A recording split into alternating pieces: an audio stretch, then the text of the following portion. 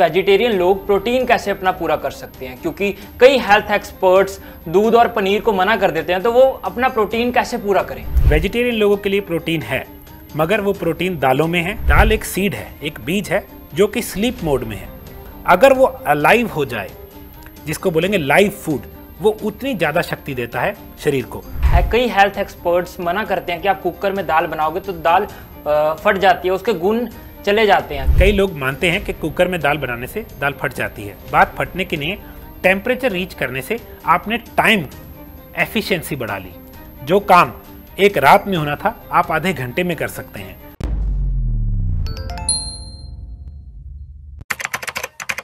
नमस्कार, D5 channel Hindi देख रहे सभी दर्शकों का मैं विभोर स्वागत करता हूं। आज हमारे साथ मौजूद हैं हेल्थ कोच रविंदर सेन जी। रविंदर सेन जी, आपका बहुत बहुत स्वागत है D5 चैनल हिंदी में। जी, थैंक यू। आज हम बात करेंगे कि वेजिटेरियन लोग प्रोटीन कैसे अपना पूरा कर सकते हैं, क्योंकि कई हेल्थ एक्सपर्ट्स दूध और पनीर को मना कर देते हैं, तो वो अपना प्रोटीन कैसे पूरा करें। जी विभोर जी, बहुत सिंपल सा काम है। वेजिटेरियन लोगों के लिए प्रोटीन है, मगर वो प्रोटीन दालों में है, जिनको हम इंडिया में पल्सेस बोल देते हैं या लेंटिल्स बोल देते हैं। मगर उनमें से प्रोटीन निकालने का तरीका है, उनको एक खाने का तरीका है, ताकि आप पूरा बेनिफिट ले सकें। तो दालों को किस प्रकार से लिया जा सकता है, या कैसे लें हम, या दालों को कैसे बनाएं हम। जी, इसमें कई तरीके की प्रॉब्लम्स आती हैं। कितना टाइम है आपके पास और कितनी न्यूट्रिशन आप दाल में से एक्सट्रैक्ट करना चाहते हैं। बेस्ट तरीका दाल को बनाने का, अगर आपके पास टाइम है, वो करना होगा अंकुरित। अंकुरित करने से जो दाल, देखिए दाल एक सीड है, एक बीज है जो कि स्लीप मोड में है। अगर वो अलाइव हो जाए, जिसको बोलेंगे लाइव फूड, वो उतनी ज़्यादा शक्ति देता है शरीर को। तो लाइव फूड कैसे होता है? अंकुरित स्टेज में, जिसको हम बोलते हैं स्प्राउटेड स्टेट। तो अगर आपके पास टाइम है, आप दाल को भिगो के रखें एक रात, फिर उसको मलमल के कपड़े में बांध के रख दीजिए, उसको हल्का सा डैम्प या गीला रखें, तो एक दिन में या 2 दिन में वो अंकुरित हो जाती है। ये एक ऐसी स्टेज है जहां वो लाइव फूड बन गया है। अब आप उसको चाहे कच्चा खा लीजिए सैलेड में, प्रोटीन भी देगी और फाइबर भी देगी, या अगर आप दाल को दाल बना के कुक करके खाना चाहते हैं वो भी कर सकते हैं।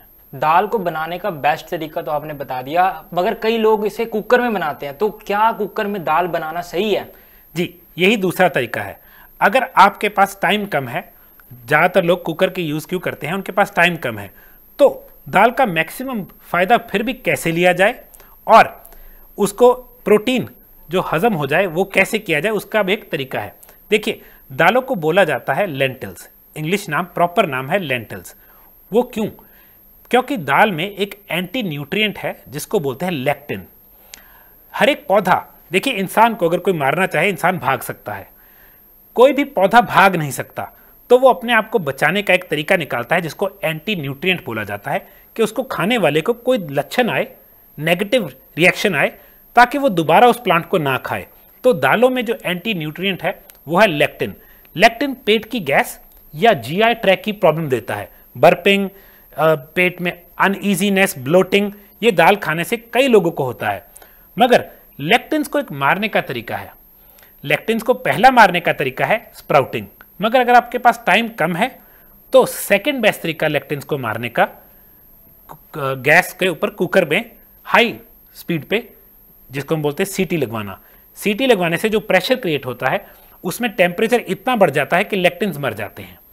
तो वो है कि अगर आपके पास पहला तरीका नहीं कर सकते, जो कि स्प्राउटिंग है, सिर्फ दूसरा ही तरीका आपका विकल्प है, तो आप उसको प्रेशर कुकर में सीटी मरवा सकते हैं। यहाँ पर मेरा एक सवाल है कि कई हेल्थ एक्सपर्ट्स मना करते हैं कि आप कुकर में दाल बनाओगे तो दाल फट जाती है, उसके गुण चले जाते हैं, तो ये क्यों कहा जाता है? बेसिकली क्या होता है, कई लोग मानते हैं कि कुकर में दाल बनाने से दाल फट जाती है। बात फटने के लिए टेम्परेचर रीच करने से आपने टाइम एफिशिएंसी बढ़ा ली। जो काम एक रात में होना था, आप आधे घंटे में कर सकते हैं। तो वो उसको स्पीड किया प्रोसेस। नुकसान कोई ज़्यादा नहीं है, थोड़ा सा नुकसान है, मगर लेक्टिन्स मर गए। असली दाल बनाने का तरीका, अगर आपके पास टाइम कम है, सही तरीका ये होगा कि आप उसको असल में स्प्राउट कर लें, और अगर स्प्राउट हो गई है तो सीधी कढ़ाई में बन जाएगी। और अगर स्प्राउट नहीं हुई, मगर वो काफ़ी देर तक सोख रही है, फिर एक आधी सीटी में काम हो जाना चाहिए, ताकि उसकी न्यूट्रिशन भी बरकरार रहे, आपको उसमें से प्रोटीन, अमीनो एसिड्स भी मिलें और वो खराब ना हो। दालों में यूरिक एसिड होता है, तो यूरिक एसिड जिनका बढ़ा हुआ है तो वो कैसे लें उनको? जी, ये सबसे बड़ी डायलेमा है, बहुत बड़ी प्रॉब्लम है वेजिटेरियन लोगों की, जिनको डॉक्टर बोलता है यूरिक एसिड बढ़ा हुआ है तो प्रोटीन मत खाओ, दालों वाला स्पेशली। मगर क्योंकि वो वेजिटेरियन है, उनके पास प्रोटीन का कोई विकल्प नहीं है। मगर ऐसी बात नहीं है, एक विकल्प है जो पुराने टाइम में किया जाता था। आप कभी भी दाल को एक खुले बर्तन में पूरा पानी भर के उबालिएगा, ऊपर झाग आएगी, वो झाग सारा यूरिक एसिड है। तो जो लोग यूरिक एसिड की दिक्कत रखते हैं उनके लिए सबसे सिंपल सा टिप है, पहले तो दाल को भिगो के रखें नमक और नींबू वाले पानी में कम से कम 8 से 10 घंटे, पूरी रात, कांच के बर्तन में या स्टील के बर्तन में। सुबह उस पानी को गिर के दाल को धो के उसमें दोबारा नया पानी डाल के उसको आधा घंटा उबाल लें। ऊपर गैस आती रहेगी, ऊपर झाग आती रहेगी, वो झाग उतारते रहना है, जब तक झाग आती रहेगी निकालते रहना है। जब झाग आनी बंद हो गई, यूरिक एसिड वाली प्रॉब्लम सॉल्व हो गई। अब आप इसको चाहे अंकुरित कर लीजिए, मगर उस वक्त तो आप उसको सिंपल कुकर में एक आधी सीटी से भी बना सकते हैं। इससे आप प्रोटीन का बेनिफिट तो ले लेंगे, मगर यूरिक एसिड नहीं खराब होगा। कई बार देखा गया है कि दाल खाने के बाद कईयों का ना ब्लोटिंग होने लग जाती है, पेट में गैस बनने लग जाती है, तो ये क्यों होता है? बेसिकली लेक्टिन्स हजम नहीं हुए। लेक्टिन्स जो हमारी बिल्कुल लास्ट वॉल है, जो हमारे आंतों की वॉल है, उसको तंग करते हैं। वो लेक्टिन्स एंटी न्यूट्रिएंट हैं। तभी मैं चाहूँगा अगर आपने दाल खानी है और उसके पूरे बेनिफिट्स लेने, या तो आप उसको अंकुरित करें, बेस्ट तरीका है, फिर खाएं। चाहे फिर तो कच्ची भी खा सकते हैं, या फिर आप उसको एक आधी सीटी प्रेशर कुकर में हाई फ्लेम पे, अगर आपने बिल्कुल सीधा ही कुकर में डाल दी तो ज़्यादा सीटी लगती है। मगर आप अगर थोड़ी सी भी उसको जो हम बोलते हैं मॉइस्ट की हुई है, 8-10 घंटे आपने उसको सोक किया हुआ है, तो 1 या 2 सीटियों में बात बन जाती है। दाल खाने के और क्या क्या नुकसान हो सकते हैं? दाल खाने के नुकसान सिर्फ तब हैं अगर आपकी दाल अच्छी क्वालिटी की नहीं है। जितनी ज़्यादा जेनेटिकली मॉडिफाइड या जितना ज़्यादा उस पर स्प्रे या उस पर केमिकल्स पड़े होंगे, उतना दाल आपको ख़राब करेगी। वो दाल नहीं ख़राब कर रही, वो उसके ऊपर पड़ा हुआ केमिकल या जेनेटिकली मॉडिफाइड होना वो है। वरना दाल के एक्चुअल में कोई नुकसान नहीं है। यूरिक एसिड की प्रॉब्लम है तो उसका भी सोल्यूशन है, लेक्टिन्स की प्रॉब्लम है उसका सोल्यूशन है। अगर आपको दाल फिर भी तंग करती है तो एक बहुत अच्छा तरीका है, दाल को मेथी दाना के साथ, बहुत सिंपल सी रेसिपी है, 1 कप दाल, उसमें 1 या 2 चम्मच मेथी दाना 8 घंटे पानी में भिगो के रखना है।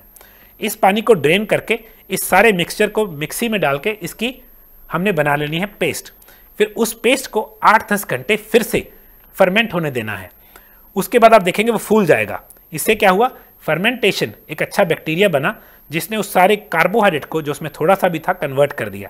अब इसकी चाहे इडली बना लीजिए, उपमा बना लीजिए, इसका ढोकला बना सकते हैं, इसका चिल्ला बना सकते हैं।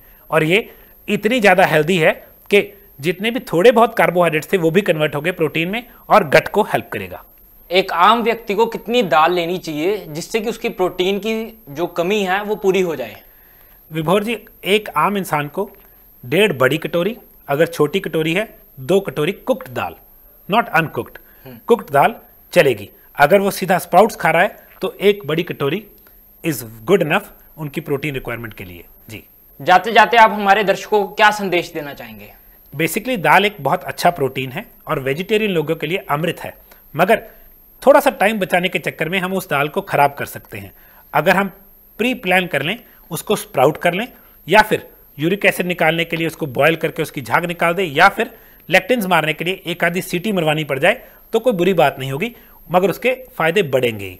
तो ये चीज़ें यूज़ करके आप वेजिटेरियन होने के बावजूद भी अपना प्रोटीन पूरा कर सकते हैं। रविंदर सेन जी, आपने बहुत महत्वपूर्ण जानकारी दी हमारे दर्शकों को। आप हमारे साथ जुड़े, आपका बहुत बहुत धन्यवाद। जी, मोस्ट वेलकम। अगले एपिसोड में फिर हाजिर होंगे, तब तक के लिए नमस्कार।